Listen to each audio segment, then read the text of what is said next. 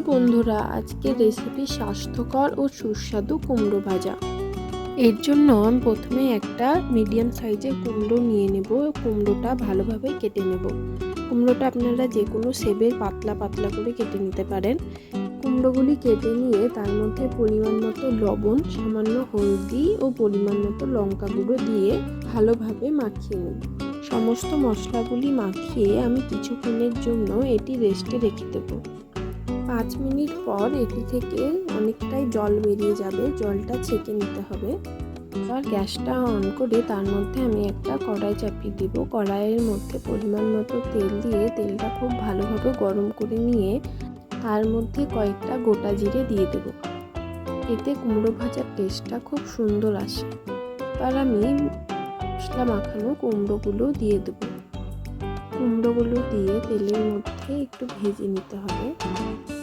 আরও অনেক রকম করে কুমড়ো ভাজা যায়, যেমন ডিম দিয়ে ও এটার থেকে আরেকটু বেশি তেল মশলা দিয়ে, কিন্তু এরকমভাবে একবার ট্রাই করে দেখবেন। এটা একটু ভেজে নিয়ে আমি এবার 5 মিনিটের জন্য একটা ঢাকনা দিয়ে দেবো ও গ্যাসের ফ্লেম লো টু মিডিয়ামে রেখে দেবো।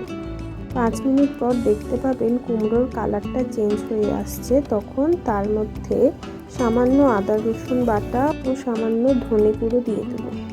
এবার এগুলি খুব ভালোভাবে কুমড়োর সঙ্গে মিশিয়ে নিয়ে ভেজে নিতে হবে,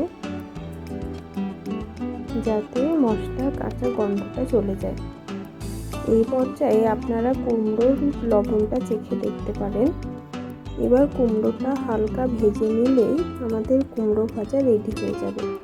কুমড়োটা খুব ভালোভাবে সেদ্ধ হয়েছে। আপনারা কিন্তু কুমড়োটা লো টু মিডিয়াম ফ্লেমেই ভাজবেন। হাই ফ্লেমে ভাজলে এটা পুড়ে যেতে পারে, তাই এটি লো টু মিডিয়াম ফ্লেমেই ভাজবেন।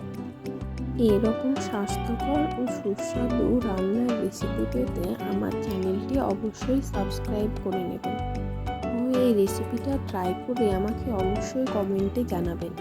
কুমড়ো ভাজা রেডি হয়ে গিয়েছে। এবার আমি এটি প্লেটে সার্ভ করে দিয়েছি।